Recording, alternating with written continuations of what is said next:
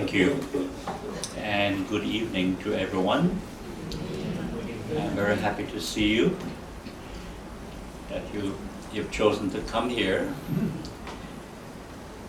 to investigate this very fascinating topic, because I've always found this topic fascinating.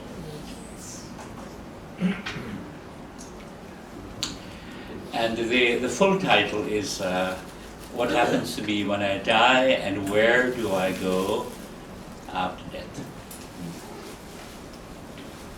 And sometimes I'm tempted to ask people, if you had a choice, where would you choose to go?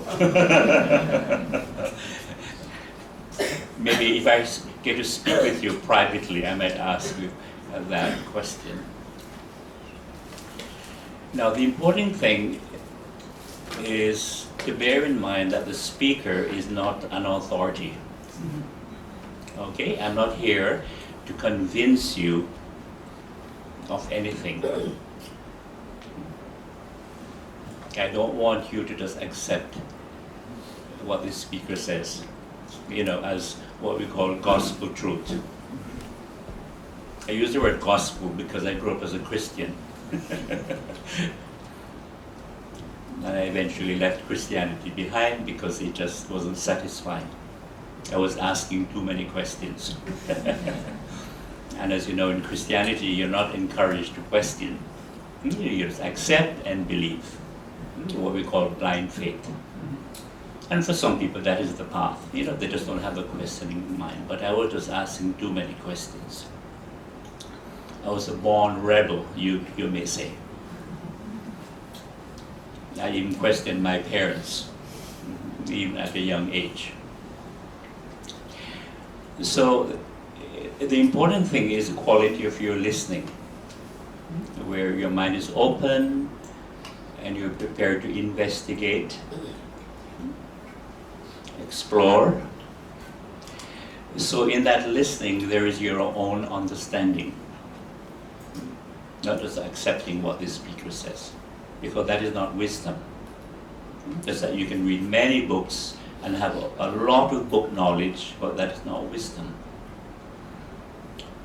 So the quality of your listening is important, because also many people listen, but they're always reacting. They don't really listen with an open, relaxed mind. They're just listening and just reacting. And if something agrees, with what the speaker believes, they say, oh yeah, good. But if something is different, they might say, ayo, what is this Bhante saying? And they get confused. Or, what kind of Buddhism is he practicing, or what is he studying? Because sometimes people say that to me. Maybe you're reading too many New Age philosophy, or New Age philosophy that has nothing to do with Buddhism, with Dharma. So that quality of listening is not constructive. Because, as we said, the important thing is that we're investigating, we're exploring together, not me as an authority. And I really mean that. As a Sangha, Sangha means spiritual community. It just doesn't mean just monks and nuns. It's a spiritual community of like-minded people exploring together, investigating together. So in that investigation, there is your own understanding. Because really, when it comes to Dhamma, the real teacher is you.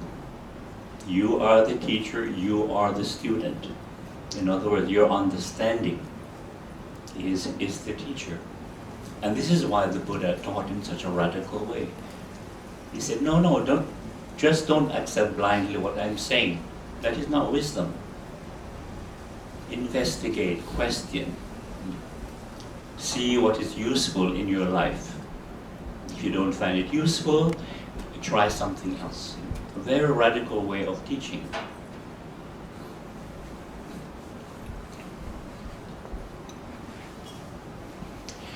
So, in order to investigate, explore this very fascinating subject, it's important that we understand what the thought process is. and of course what the I is. Because when you ask that question, what happens to me when I die, or where do I go after death? It involves thinking, of course, and the I.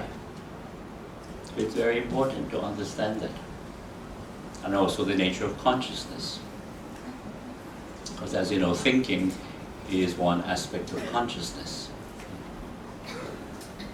And I've said in previous talks, very briefly, that we are in fact, not this permanent individual entity called I, or Mr. Tan or Miss Go, but we are actually a process of body and mind. And we're alive because we're a process. If we weren't a process, we wouldn't be alive, constantly changing. And of course, we have to keep recharging this process, just the way you recharge your cell phones. If you don't keep recharging this process of body and mind, of course, we just get weaker and weaker. And I say that because sometimes people say to me, okay, I have all this energy, but what happens when I die? Where does all this energy go? A very rational question. And then I would ask this person, where does the energy come from? Where does it come from? And of course they have no idea, but yet it's so obvious. Again, you have to recharge, right? You have to eat, drink, of course constantly breathing. But you see, we take these obvious facts for granted. And as you know, throughout history, many human beings have had the unfortunate situation where they just starved to death. No food, no nutrition. And you just got weaker and weaker, and then you just passed away. So as I mentioned before, you might not have heard the previous talks, that our names and the I that we use is just a social label. Because to communicate, we need labels, we need words, and we need personal labels and names. I, you, he, she, and names are social labels. But they're not who we really are. And I mentioned that in Western countries, people are so attached to their names. They identify so strongly with their names that if you call them by a wrong name, or you forget their name, or you pronounce their name incorrectly, they get upset. Big drama. But really, names are just social labels. So that is something we have to understand. That I is really a social label.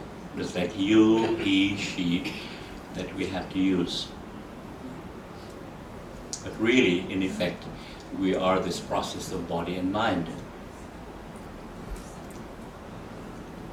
And when you're on a meditation retreat, sometimes the main practice is to be in touch, is to really reflect on this fact, focusing, seeing this fact of this body and mind.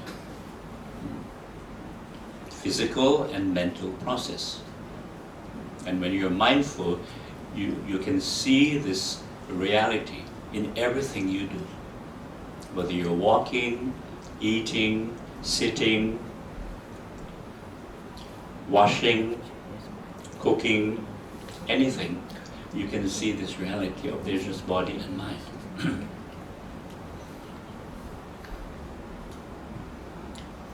But otherwise, it's just a concept. Like when I say, we're just the process of body and mind, and you say, oh yeah, interesting.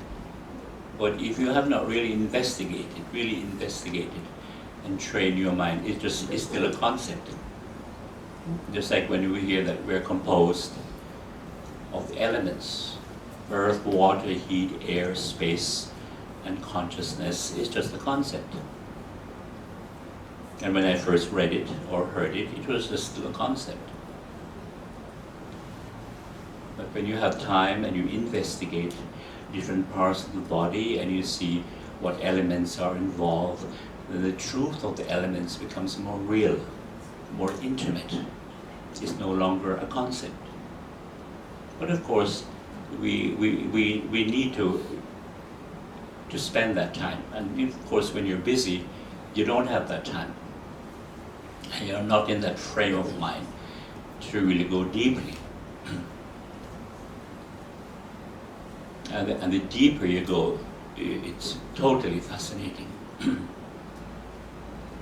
And as we said, we're this process of body and mind, and you go a bit deeper and you have the 5 aggregates.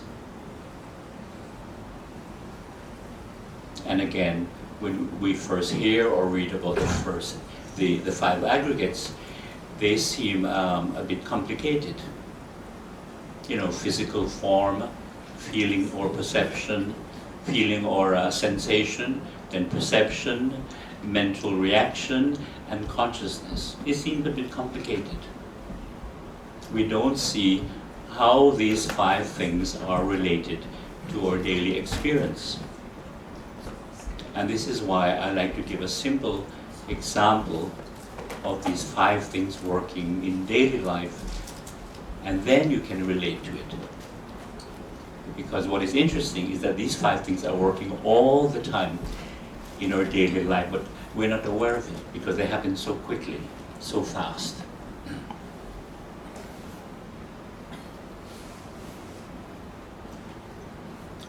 And I brought up this subject because really, on the social level, what we call social convention, using social language, we usually say somebody dies or somebody passes away.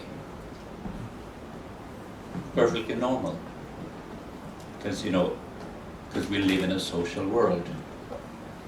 But at a deeper level of practice and reflection, it's really this process of body and mind simply shuts down. It stops working. And on the level of the 5 aggregates, the 5 aggregates simply stop working. And when you investigate, you see that the 5 aggregates are not only constantly changing, but they're interdependent, interconnected, these 5 things.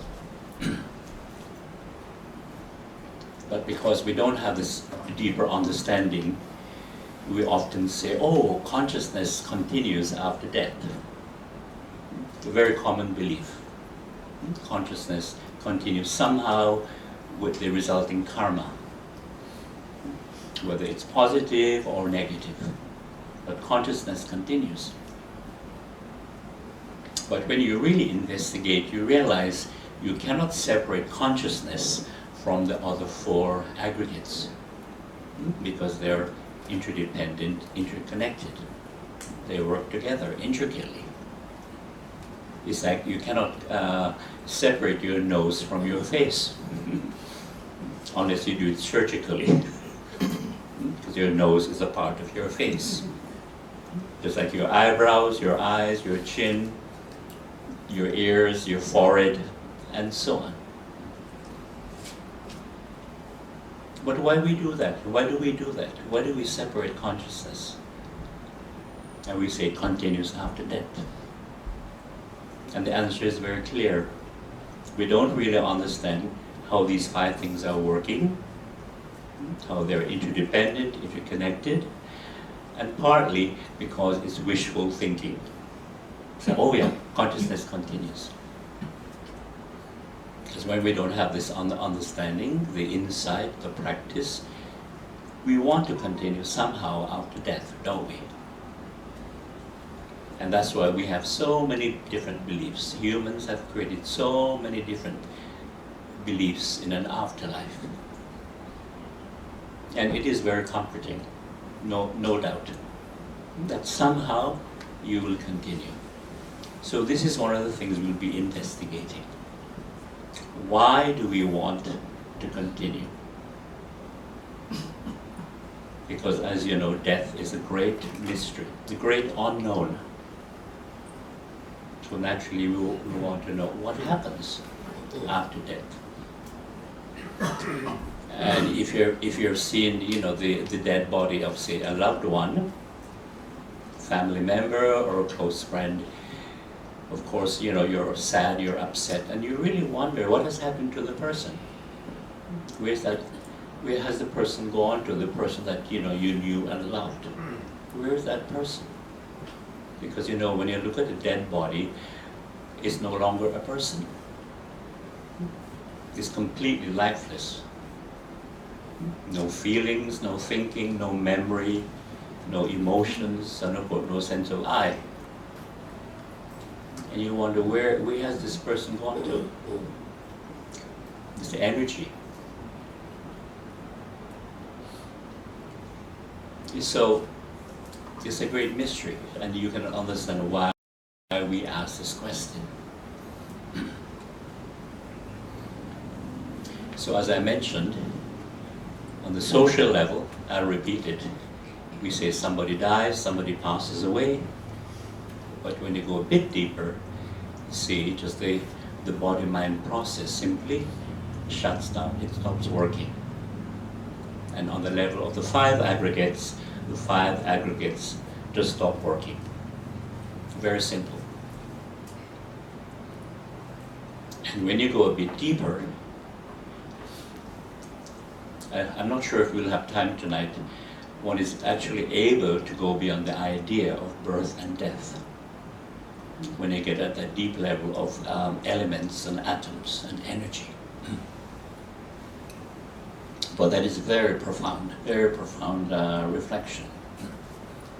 And tomorrow at the retreat, because we'll have more time, we'll be exploring this about the elements. So what is this I, as we said? When we say, what happens to me when I die and where do we go after death? This I is a social label, and we naturally ask that question. And as human beings, we have this thought process, and we are not taught to understand the process, and of course we don't have an early education about the benefits of mindfulness. So we get totally caught, trapped in the thought process. In other words, we identify totally with the thought process.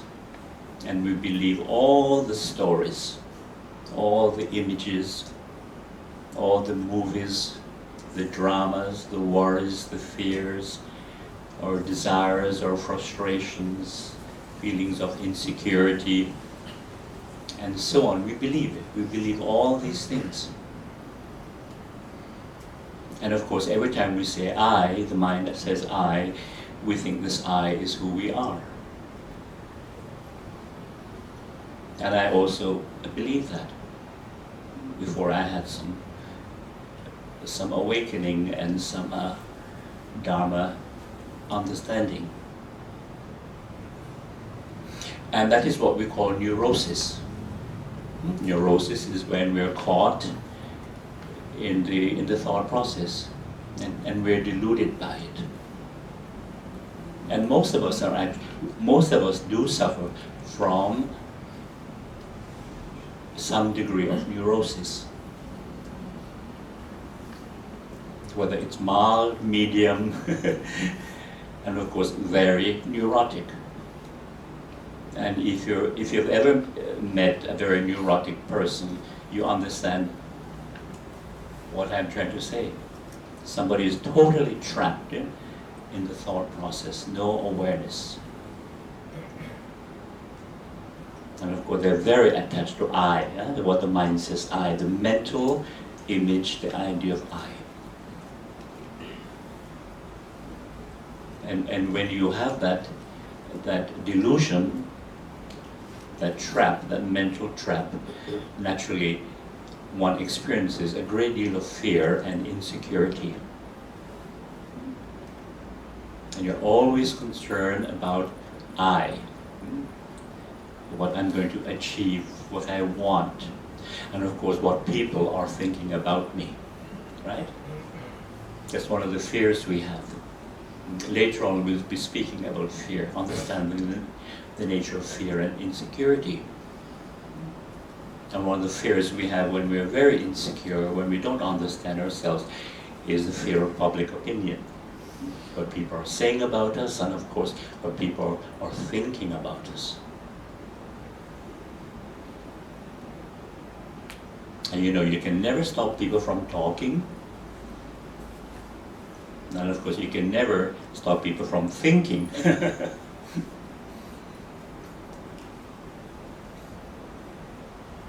Yeah, so what happens to me when I die?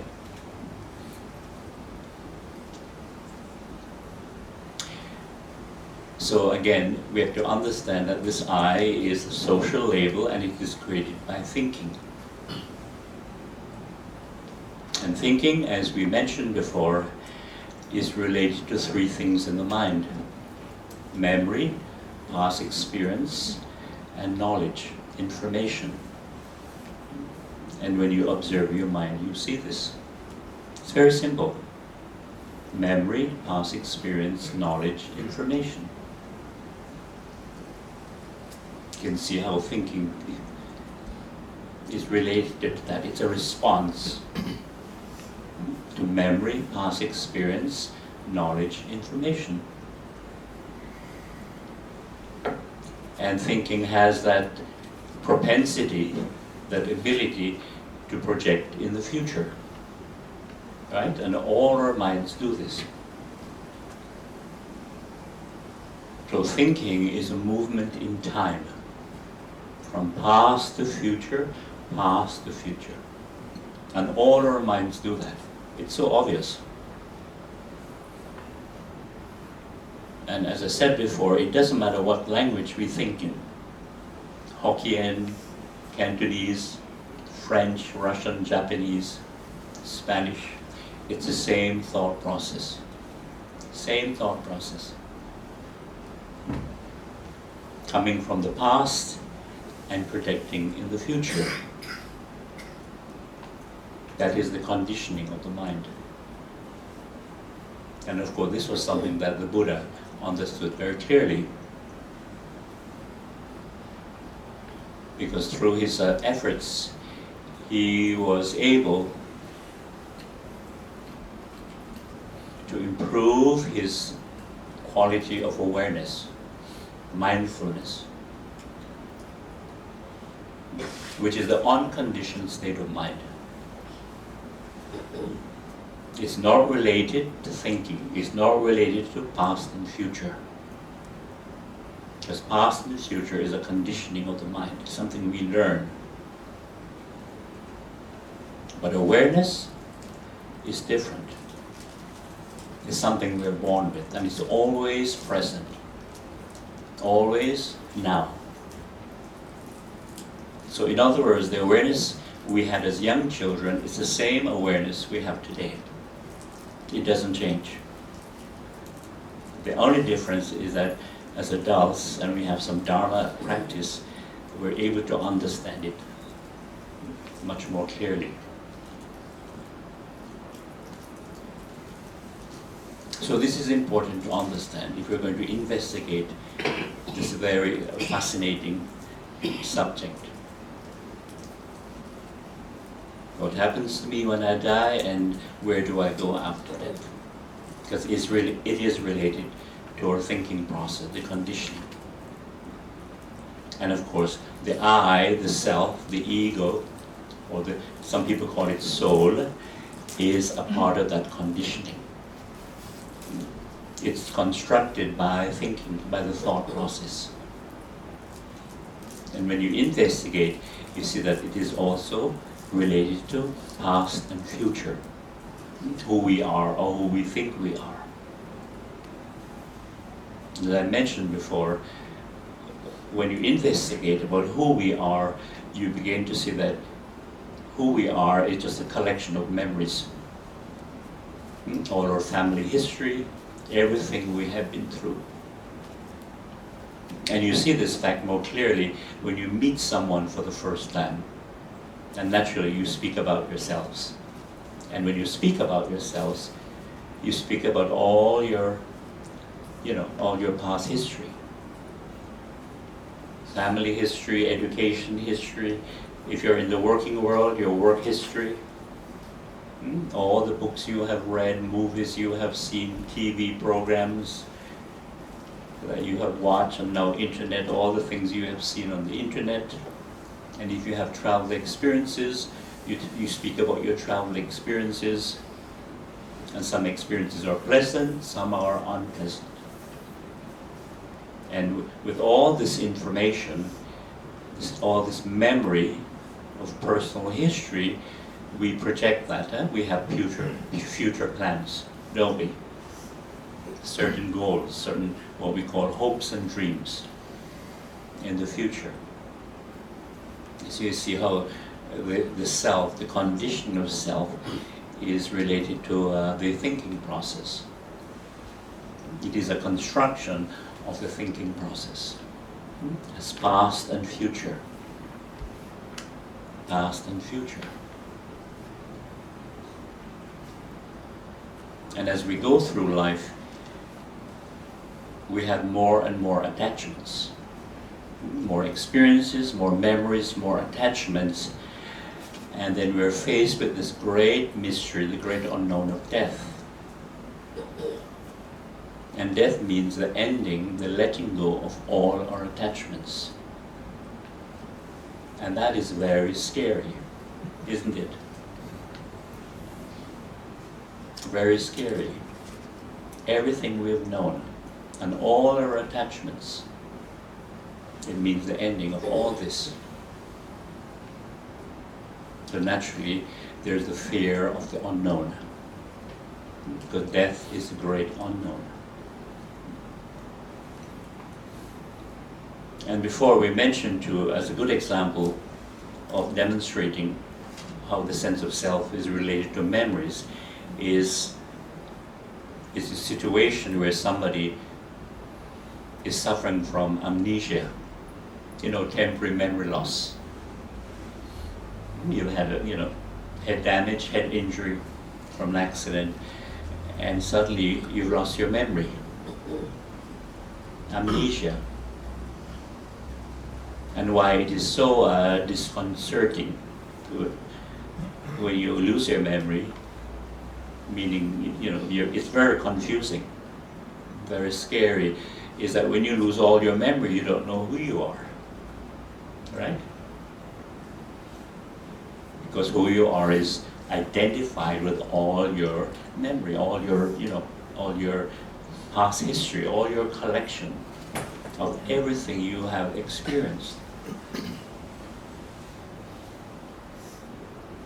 And that's why the experience of amnesia is so confusing, so scary.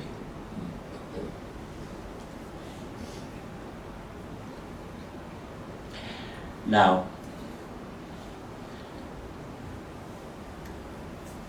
death is the great unknown, no doubt. And there's fear. And there's a reason for that.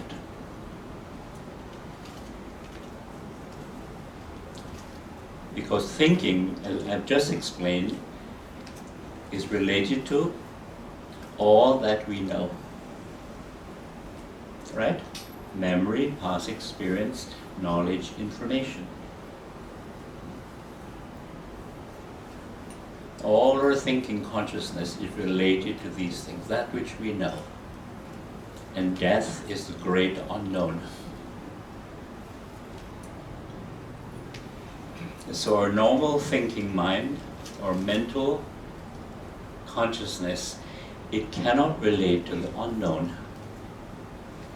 Do you see that? Because it's based on that which we know.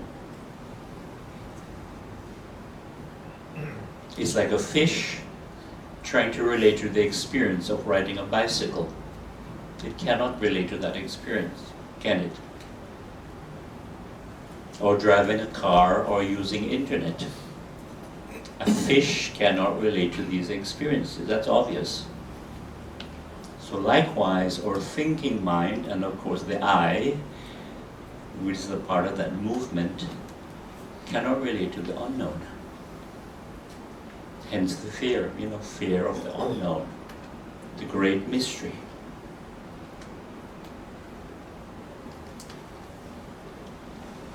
So what does our thinking mind, what does it do to compensate for this great mystery, its inability to relate to death? Because there's fear. What thinking does, because it is its nature to project in the future. From the past, thinking projects itself beyond death. And it says, of course, I will continue after death. Very interesting. And this is why humans have created so many different beliefs in an afterlife. It's very comforting. That's what thinking does. To compensate for this great unknown which it cannot understand. It cannot relate to. And you could actually do an entire thesis, even a PhD thesis, in all the different, countless beliefs that humans have invented to compensate for this great mystery, this great fear. And believe me, reincarnation and rebirth is only one belief. There are many, many, many beliefs. If you're a Christian, you'd like to believe that, I will go to heaven. I will have eternal life after death. It is very comforting. And of course, if you're a Hindu, you believe in reincarnation. And if you speak to a Hindu, they will say, no problem. It's like taking off an old jacket and putting on a new jacket or a new coat. Very comforting. And if you follow Pure Land Buddhism, I'll be reborn in the Pure Land. Very comforting. And for some Buddhists, I'll take rebirth. Hopefully with good karma. But if I've created bad karma, ayo, I had rebirth. What to do?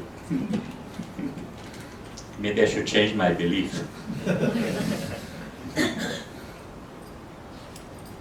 And for some people, you'd like to believe, if I'm a famous writer, my books will continue. I will continue in my books. And I remember watching interviews of old Hollywood movie stars that I grew up with.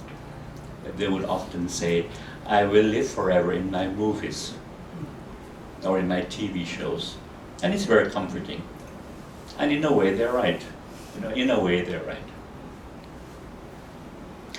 And in the traditional Chinese belief is, when you're a traditional Chinese man, you are very keen to have sons and grandsons. And there's a reason for that.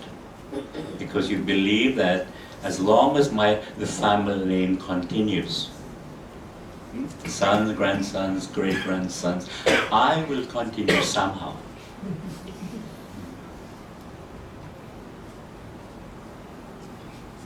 And of course, the daughters are not important because they don't carry the family name, right? Especially when they get married, because they have to change their name, the in-law. And that's why the traditional Chinese man is so keen to have sons, grandsons, the idea of the family name. I will continue somehow. Of course, it's an illusion, but it's still a comforting thought. Comforting thought.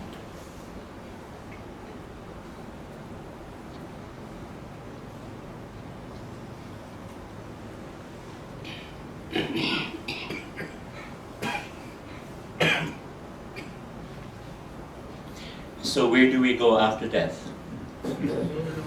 That's right. That's $1 million question, or the million ringgit question in Malaysia. Now, in meditation practice, when we allow the mind to become silent, when we allow the thought process to stop by itself, because you can't force the mind to stop thinking, but with practice, with patience, it will happen. And when you experience that silence of the mind and you have this understanding about the thought process, then you begin to understand that that silence, that stillness of the mind is the unknown. That's right, it is the unknown. Because when you investigate all these different beliefs that we have, that we continue, somehow you begin to see that it is thinking itself is afraid to come to an end.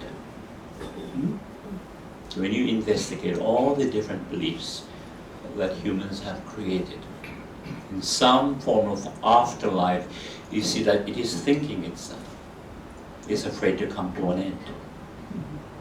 This energy, this movement from the past to the future. And when your mind is very agitated, very restless, very confused, it's very hard. Very hard for the mind to be quiet, to be silent. And of course, you're afraid of silence. You're afraid of silence. The mind has to always be preoccupied. Just like some people, when they're very restless, agitated, they just can't stop talking. Right? They find silence very uncomfortable. It's like that. And this is why the Dharma practice is so essential. But when we allow the mind to be silent, we begin to understand that that silence is the unknown, the absence of thinking. I wonder if you see that. But you have to have this insight into the whole nature of thinking. And that who we really are is not thinking. It's just a part of the conditioning of the mind. But our wisdom mind, or the Buddha nature, is this awareness that can see the impermanent nature of thoughts, coming and going, and of course the I is just a label, it's just a thought.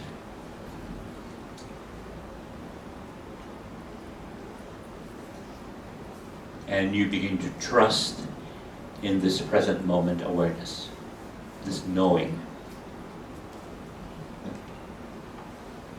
In your practice, you begin to rest in this awareness and knowing.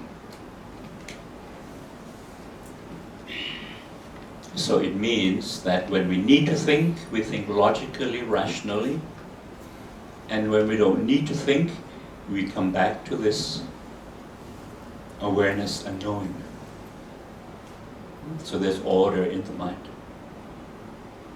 And that's why one of the advices the Buddha gave is not only when you see, just see, when you hear, just hear, when you think, just think, when you know, just know.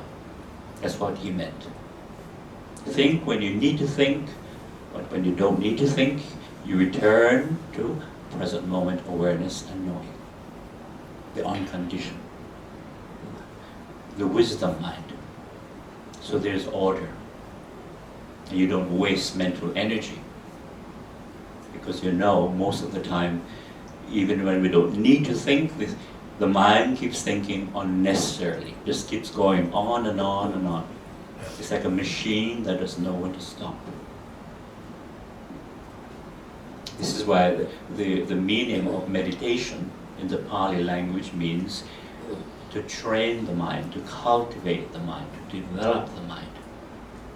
So it's not always reacting, always thinking, judging, criticizing, comparing, condemning, liking, not liking, wanting, not wanting, hating, having ill will, aversion,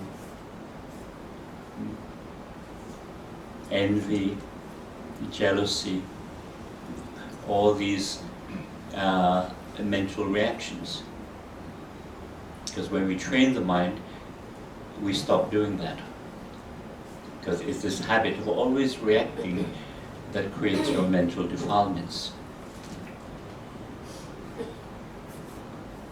So when we experience that stillness, when we allow the mind to be still, and you understand that the stillness is the unknown, the absence of thinking,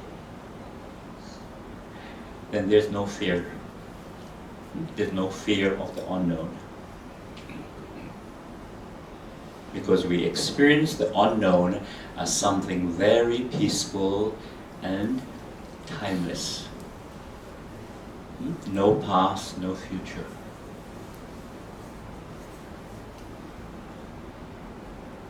And that experience of timelessness is very, very beneficial. Because if you're always caught in time, it creates anxiety, worry, fear, and of course stress. Right? Because time is a factor of, or stress, yeah. Stress is time related. So much to do and so little time. It makes us anxious, makes us stressful. Or we say, oh, I'm, so many years old, time is getting short and there's so much to do, so much to achieve, and you have that anxiety. So time is one of the factors of fear. But when we can experience that timelessness, even for half an hour each day, you get to that, you come back to that state of peace and timelessness, the state of being, just learning how to be,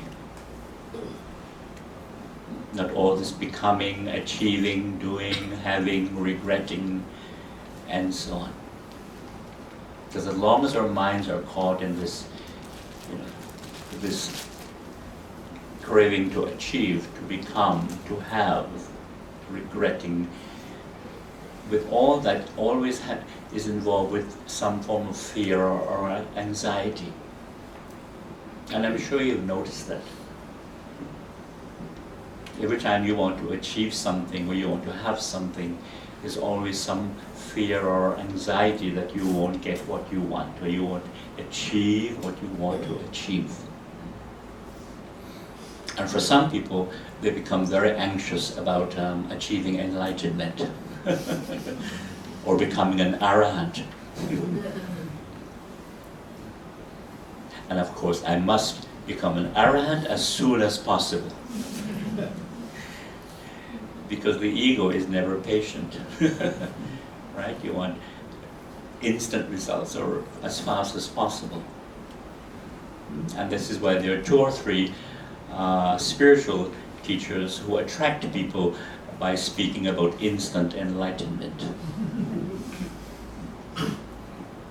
And of course, there are some people who are fooled by this propaganda. It's really propaganda.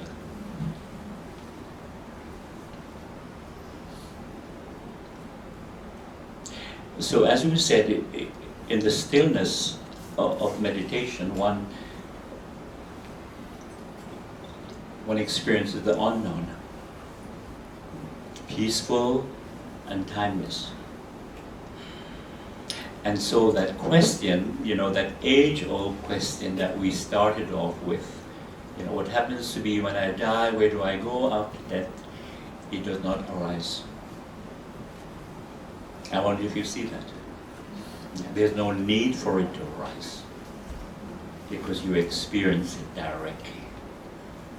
But as long as we're trapped in thinking, right, and that attachment to the I, of course we keep asking that question. And we have that fear of the unknown. It's a very profound reflection, but when we reflect in it and we practice, it becomes very clear that silence, that stillness is the unknown. And there's nothing to fear. And I mentioned earlier, when you understand the nature of consciousness, you begin to see that not only is it constantly changing, it's not a permanent fixture in the mind, but every night when we go to bed and we fall asleep, we lose consciousness, we actually die. Every night we die for about 2 hours, mentally, of course. Physically the body might be alive, but mentally, psychologically, there is no consciousness, no thinking, and therefore no I. Because it's the thinking that creates the I, right? That's very clear.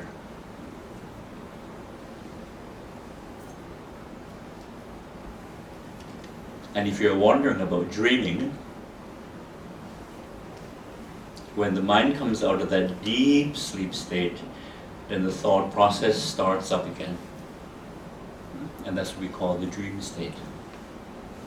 And if you observe your dreams and you quickly write them down before you forget, you'll see that most of our dreams are really just memories all mixed up. Have you ever noticed that? All mixed up. And sometimes it includes certain fantasies that you have, certain desires, even anxieties, right? Sometimes it comes out in your dream, right? You have anxious dreams sometimes. And of course, if you have an important event coming up or an appointment, very often you'll dream about it.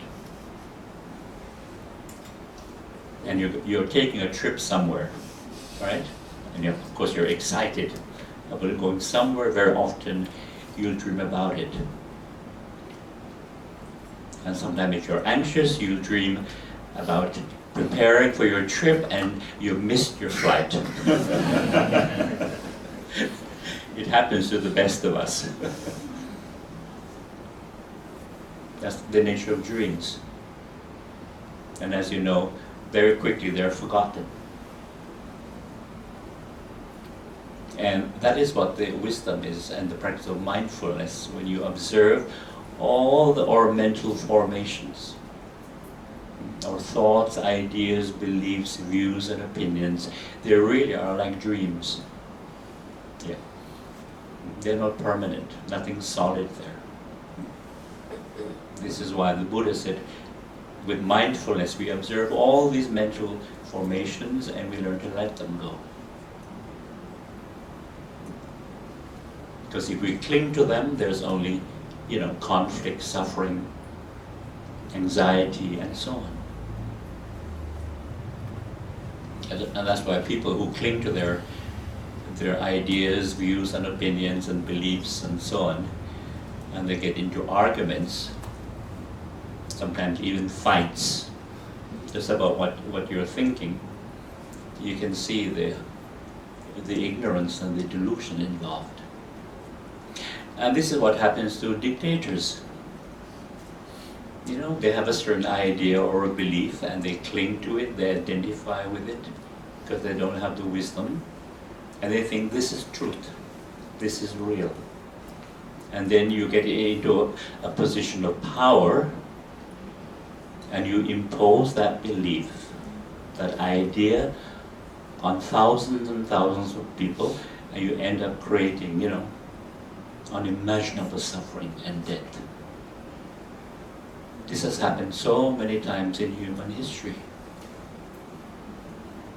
Just because of this delusion that what we think is real. when we identify with certain ideas, certain beliefs, and you think it's true. It's human delusion, human delusion.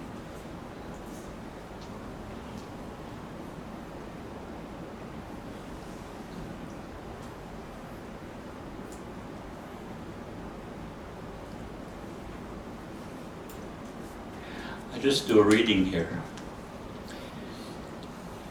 We believe that a self exists, that there's a permanent, concrete, separate and independent ego entity which sees, hears, tastes, smells, feels and thinks. We believe that a self lives and dies. We believe that other selves exist. This is incorrect view of reality. What we take for self is only ever-changing phenomena. In reality, there is no I, no he, no she. These are just labels for social communication. We spend our life dreaming about things that don't really exist. Our wrong view causes us attachment and suffering. We have expectations of ourselves and others. And if these do not come through, we suffer from frustration, disappointment, anger, and so on. We are afraid of death and we do not know what happens to the self after we die.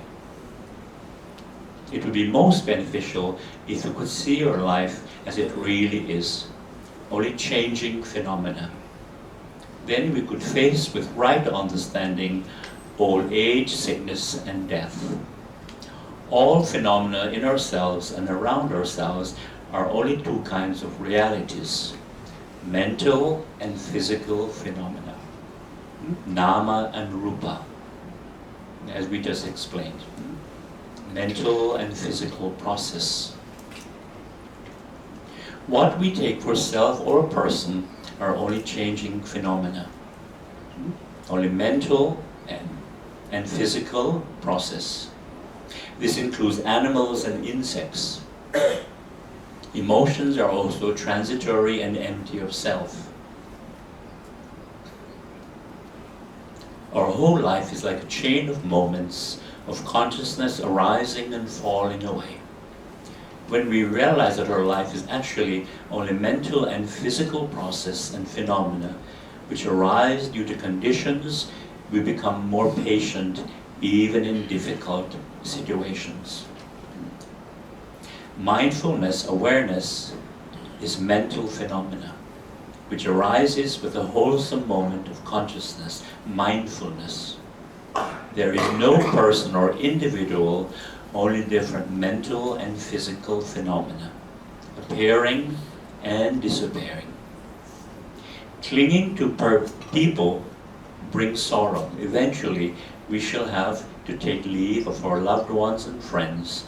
Nothing is permanent. Through the development of insight, clinging to a person or a concept of a person who exists can be eradicated. The Buddha saw that at the very root of suffering was a belief in a self, in a permanent entity, which is separate and permanent. Because of this belief, we are compelled to protect and gratify and worry about it. At the deepest level, the Buddha responded to the suffering he saw by helping people to awaken to the realization of selflessness, impermanence, and unsatisfactoriness. Now, one of the interesting things also about this mystery of life and the mystery of death is because we're conditioned in this thing called duality. That I am separate from the world. I'm separate from things that I see, hear, smell, taste, touch, and even what I think. You are all conditioned like this. The senses are sensing by themselves. As you know, we experience the world through the senses. Seeing, hearing, smelling, tasting, touching, and thinking. And this was one of the insights of the Buddha. He saw that the senses were sensing by themselves. That seeing, hearing, smelling, tasting, touching, and thinking were automatic experiences. But because as human beings we have that habit of identifying with these experiences, because we use language, we say, I am seeing something. I am hearing something. I'm tasting something. I'm smelling something. I'm feeling some touch sensation. And of course, I am thinking. Now, when we do that, we create a duality. First there is seeing, and then when we say I am seeing something, we create a duality, subject and object. Do you see that? The I becomes the subject. Whereas initially there's only seeing. There's no one who's actually seeing. Initially we don't see that, but with practice, reflection, we begin to see that. Actually, for example, you don't have to make an effort to see the speaker, do you? There's only seeing. As long as your eyes are healthy, you just look and they're seeing. But then when you say, I am seeing the speaker, you create that duality of a seer or an observer who is seeing the speaker. Do you see that duality? Subject and object. Same with hearing. You don't have to make an effort to hear, do you? As long as your ears are healthy, hearing consciousness arises automatically. Sound vibration enters the ears, vibrates the eardrum, the brain picks it up, and there's hearing consciousness. Just like tasting. Tasting is automatic. And if you're not sure about this, later when you go home tonight and you eat something, say to yourself, okay, now I'm going to be very aware and I'm going to taste this. I'm going to eat this thing and I'm going to really try not to taste this food. See what happens. You can't avoid tasting to arise. As long as you have taste buds on your tongue, tasting will arise. Same with smell, right? Smell, as long as your nose are not stuffed up and so on, smelling consciousness arises, automatic. But again, we identify with that experience and we say, I am smelling something. It's nice or it stink. I like, I don't like. So you create a duality between the smeller and the smell. Just like the taster and the flavor of the food. Like the listener or the hearer is separate from sound. And the seer or the observer separate from the physical object. And the same thing with thinking. I am thinking. We think that there's a thinker separate from thoughts. And that's an illusion. And this is why many people, even during the Buddha's time or before the Buddha's time, some of the forest yogis, they would sit and they would try to stop thinking. Force the mind to stop thinking. Because they believe, that I, the thinker, I'm going to stop thinking. And this is how migraine headaches began. Serious headaches. Trying to stop thinking.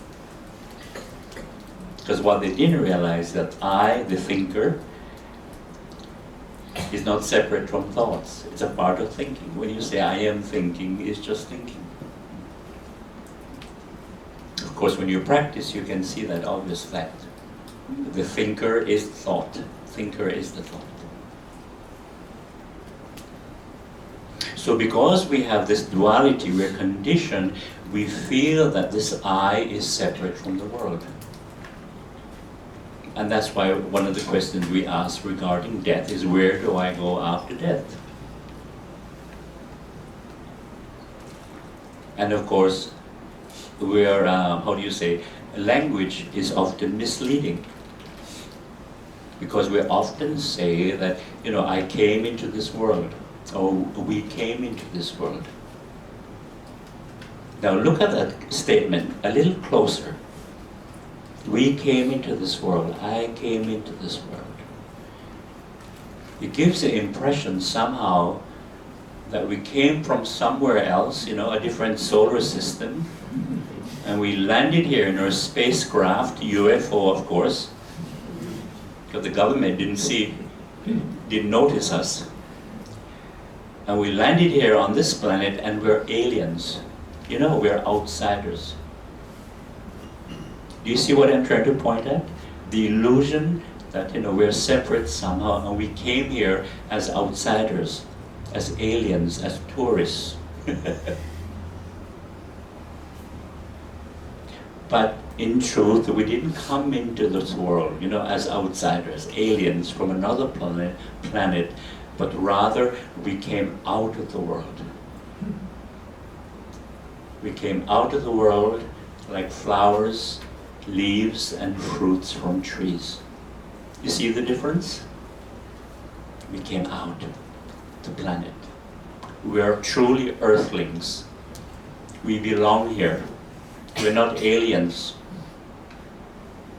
We came out of the energy, all the elements, and the energy, of course, from the sun and atoms. You see the difference?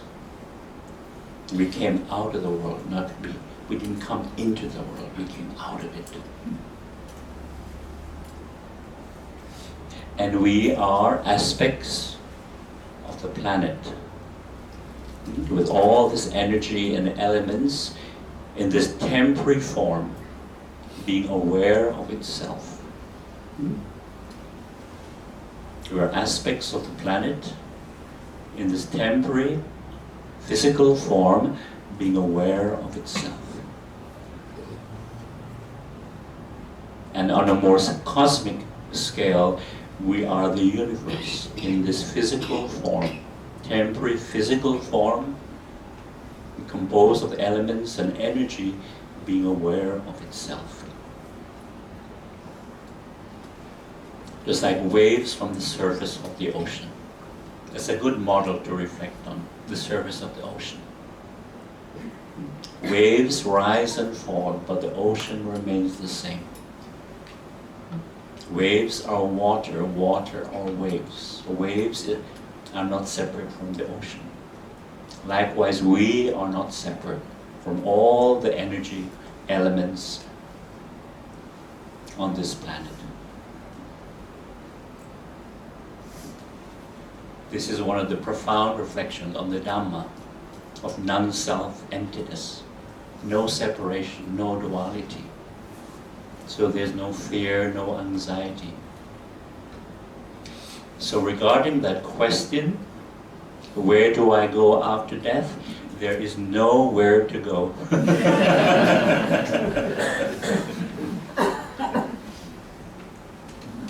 And I'm sure some of you won't be happy to hear that. Because you want to go somewhere, right? That's right. But when you have this understanding, you have, you know, more peace, less anxiety. Because you're able to go beyond the illusion, you know, that I am a separate, you know, entity. That's right. On that profound level of elements and atoms, we won't have time to go into the elements this evening. But, you know, atoms are often referred to as cosmic energy. Maybe you've heard this, because everything is composed of atoms. Even what we see around this room, everything, including, you know, us, even this clock, everything is composed of atoms. And that's why it's referred to as cosmic energy. And you may recall the first law of science that you learned in high school. Can you remember that law? Energy cannot be created or destroyed. You remember that one? It can only change its form, and it can move from one place to another. That's right. So on that profound level of reflection, one is able to go beyond the idea of birth and death. Very profound. But it's a wonderful reflection. Everything is just energy. No birth, no death. No I, no you, no he, no she. No Mr.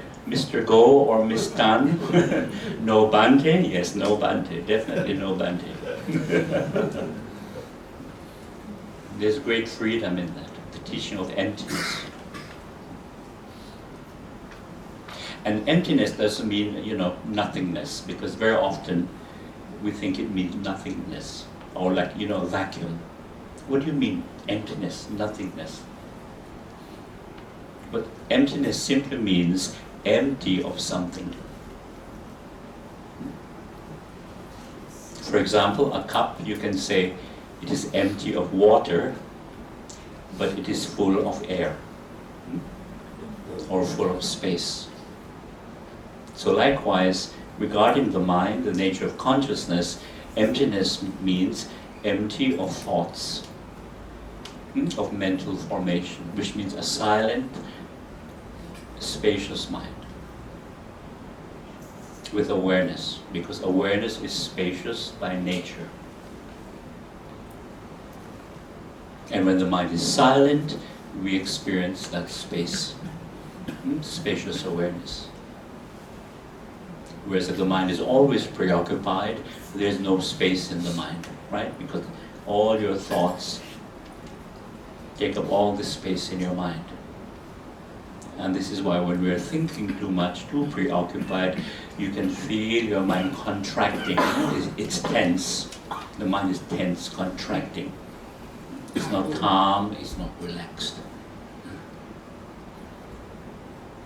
And the space is one of the elements. And why space is an element is because there's space inside the body and space outside the body. Just like we're sitting in the space of this room. If this room was filled with boxes, say from floor to ceiling, we wouldn't be able to sit in this room. And once you go out there, there is vast, immense space, unimaginable space.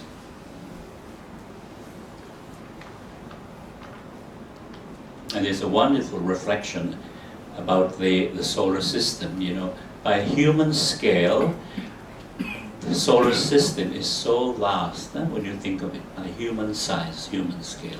The solar system is so vast. And yet, it is just a speck of dust inside the Milky Way galaxy. Think of it. A speck of dust inside the Milky Way galaxy. And the sun is only one star of millions in just one galaxy.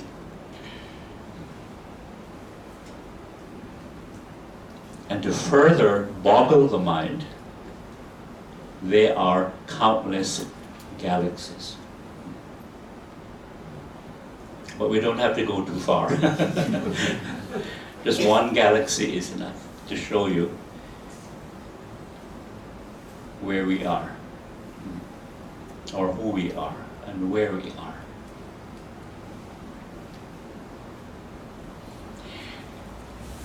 There's a very wonderful saying here. It says, "Empty-handed I came into this world, barefooted I leave it. My coming, my going. Two simple happenings that got complicated and confusing in between." Empty-handed I came into this world, barefooted I leave it. My coming, my going. Two simple happenings that got complicated and confusing in between. Very good one. And there's a nice Tibetan saying that goes, when we're born, we cry, but the world rejoices. People are happy. And when we die, the world cries, but we may attain the great liberation, freedom from suffering. Very beautiful. Yeah. Now, at this time, I would like to invite questions. And please don't ask me about past karma and rebirth. Because if you ask that question, it means that you have not understood a word I've been saying this evening.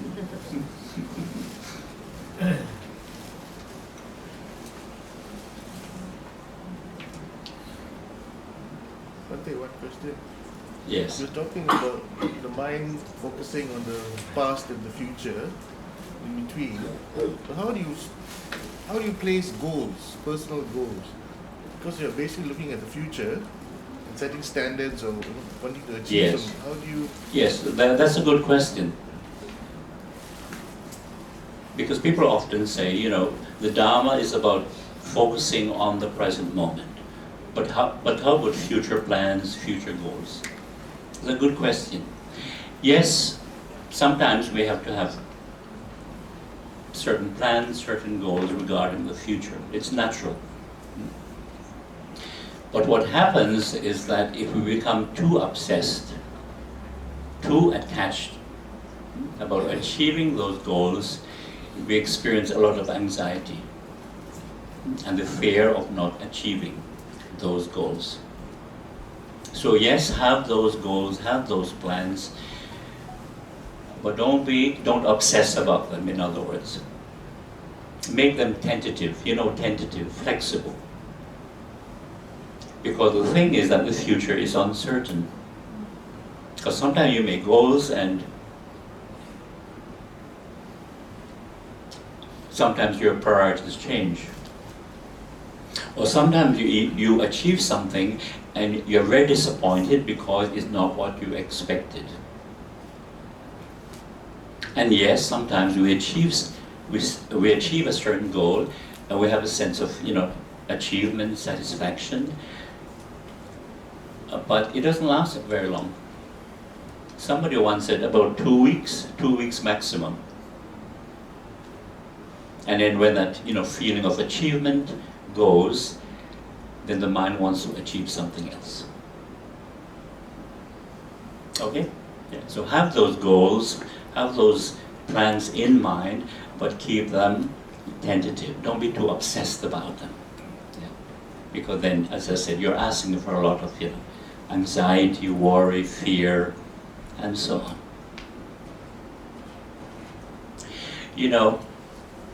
Once I was reading about certain people who were able to achieve all their goals in life. All the plans, all the goals they had set out, they managed to achieve them. And yes, they felt happy. They felt a sense of success, achievement. But when that sense of achievement faded away, you know what happened? They began to panic. They began to panic. Can you understand why? Because they were so used to, having a goal in mind, working towards the goal. And they began to panic simply because there were no more goals to achieve. Because the craving mind wants to achieve a goal. And in their panic, in their confusion, they set another goal for themselves, even although they don't need another goal. It's a very interesting phenomenon. And what was so interesting after I read this, I got an email from a friend in Singapore. And would you believe he was suffering from the same thing? He was a brilliant emergency doctor. And he was one of these people from he was a child, young child. He was one of those children who was always A plus. You know, A plus, not A. And he was one of those students that if he got an A, that would be a failure. When he told me that, I was tempted to give him a good slap. Especially if you're like, you know, a C student. And if you get a B, you're happy. You know, he was that smart. So you can imagine when he entered medical school, no problem, right? A plus. But he kept competing. I had to be the #1 medical student. So that was what he was used to. But when he began to learn some Dharma, he began to understand the suffering behind it. So here he was now. He had taken all the right courses, you know, to complete, you know, being a fully qualified emergency doctor. 6 months in Taiwan, studying Mandarin, of course, and 6 months in the United States. He had completed everything to be a fully qualified emergency doctor. And he started working, felt, you know, happy, a sense of achievement. And yes, after that feeling faded away, he began to panic. Yes, because he had no more goals to achieve as an emergency, you know, doctor. He began to panic. It's a craving mind. So in desperation, he thought, I got to take a course, you know, a bachelor's degree in some form of science. It's like wanting a hole in your head, something you don't need. And he said, what should I do? And I was very direct with him, and he said, it's time you sat on your bottom and learn how to be. You know, not all this becoming, striving, achieving. Learn how to be. That's right. That is a state of wisdom. Just learn how to be. No achieving, no regretting, you know. Just the peace of just being.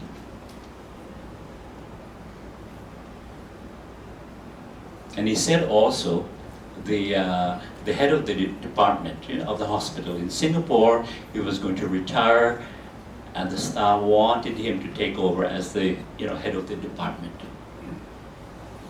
It would mean, of course, higher salary, but longer hours in administration, which would have very little to do with emergency medicine. And he and his wife had young children at the time, what to do. And I said, don't take that position. Don't you take it. Yeah. And he said, children are young, time goes fast, spend quality time with your children and help your wife. That is more important. So he thanked me for that advice. Especially, sit on your bottom and learn how to be. That's right. But it's a craving mind, isn't it? Have to achieve, have to become. Any other questions? Any other questions? So, after we did after we died, how about the burning the house and burning the car? Did the dead people receive it? My father will get the car or whatever and the bike. So did he receive it or not? Or just please my mother or what?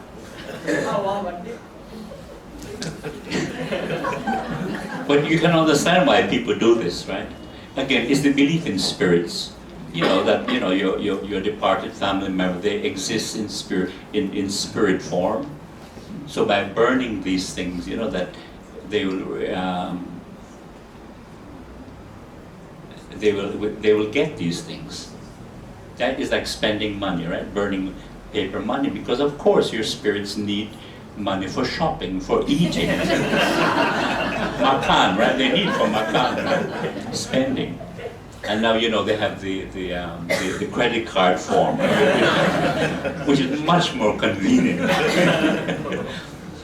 But it's wishful thinking, that you're helping. You're somehow they need these things, but it's just in the mind, just in the mind. But in a way, it's a nice thought.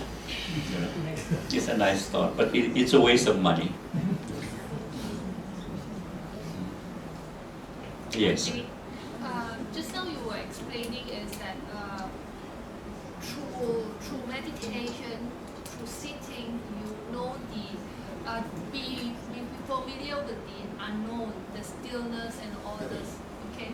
So, but at the time that the moment you are going away, you will go back into that stillness, this position to go off, to be not to be afraid of the unknown. Am I? No. Through your practice, your experience, you understand that stillness, that silence is the unknown. Mm-hmm. So you're no longer afraid of the unknown. Okay. But what if when the person towards the passing away that does not have this kind of mind, the alertness of the mind, then Or you're saying if somebody does not Yeah. have that understanding, Yeah. of course.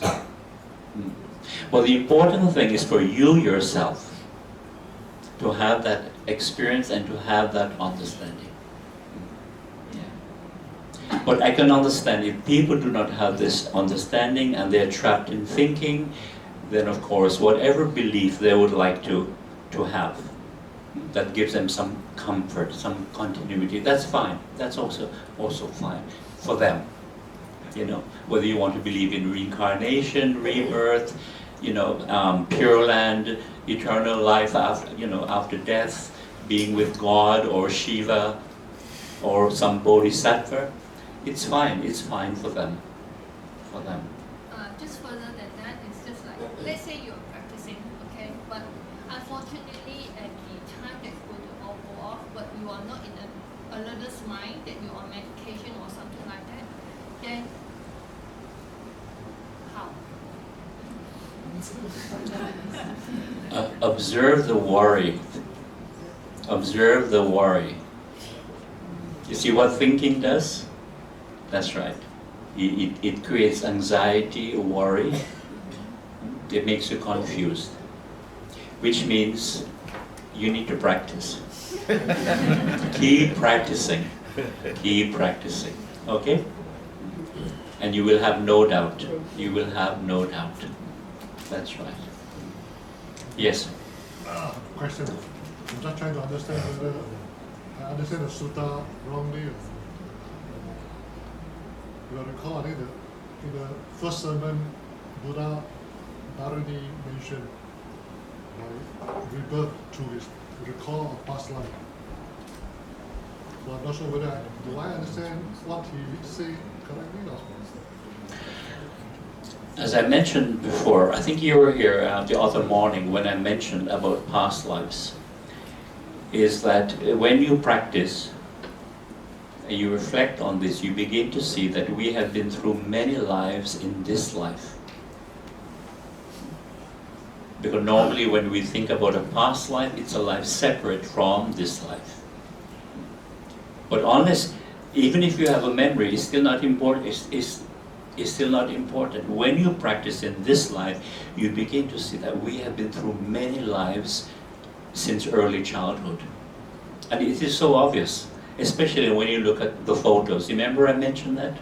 If you look at all your photos from early childhood, until recent photos, you can see that obvious fact.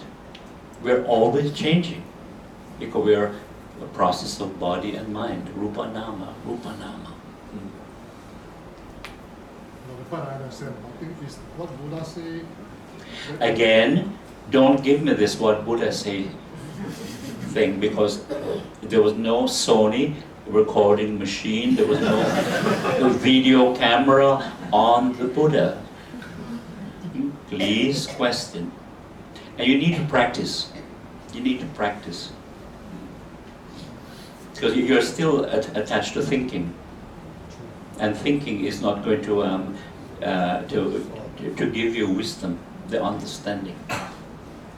So Bhante, you were saying that when I read the sutta, I need to question it, Of course, question everything. including what's written on the sutta. Yes, and you're speaking to a former Christian, who people, they would, accept the Bible without question, because fear, right? You're going to be punished by God. So when I see Buddhists who are, just quoting, it's the same thing to me. It's the same thing. You got to question. Practice, investigate. Then the Dhamma is in the heart, not in the mind. And when the Dhamma is in the heart, there is no doubt. There is peace. There's wisdom. That's right. Thinking, as we said, we need thinking, but you begin to see it's very, very limited. Thinking is very limited, just like knowledge. And one of the limitations of thinking is that thinking is very, not only is it superficial, but thinking can only see things in, in fragments. Thinking can see things in isolation. It cannot see the whole. Because life is a complex web of interrelationships, interconnectedness. It's a vast dimension, complex. And thinking cannot grasp that complexity. And that's why thinking is limited. Because life is very complex if you really investigate. I'll go into this another day. It is so complex, intricately, interconnected, interdependent. And our normal everyday thinking, or reactive thinking, cannot grasp that complexity. Because thinking is very shallow. In other words, it is linear reality. Linear. You know what linear means, right? That's right. So to see things deeply, the complexity of life, we need to calm the mind and we can go deeply. Then you see the complexity of life. How amazing and wonderful it is. So thinking is very limited in that way. Yeah. It's just linear reality. Right? And it's always trapped in time. Past and future. Past and future. And of course when you practice you begin to see that. Only thinking. That's all. Coming and going. So one day what you say is the most important thing is to meditate. And reflect. Yeah. Reflect, investigate. Sutta is just a guide. That's right. Bhante, Yes. can you share something about the near-death experience? Is it something that is temporary for the mind and body? Well, I've never had a near-death experience, but I've heard people speaking about it, even on television, right? I mean, it is interesting, but as far as I'm concerned, it is a temporary experience. It really happens? Yes, of course, it happens. But the important thing is, what can you learn from it? Now, some people say it gives them more peace. They're able to accept death more easily. And some people see this light, but it's all embracing, all loving. And when they see that light, they're never afraid of death anymore. Some people have that experience and some people don't have that experience yet. Yes. I've been asked this question by a relative on what kind of chants that she can perform for her elderly mother who is on the verge of dying. Yes. I was not able to help her. Mm-hmm. Mm-hmm. Well, I would say any chanting that she likes. Yeah, any chant I think is good. You know, anything that's very soothing, very calming, very soothing. The old person, she's suffered a stroke, and she has been a practicing Buddhist, but now she does not like to listen to chanting. She likes all the music of her childhood, of the 40s. Perfectly fine. Perfectly fine. Yeah, exactly. Anything that she likes is fine. Yeah. Yeah, it doesn't have to be Buddhist chanting. And believe, you know, I love to listen to all types of chanting, all types.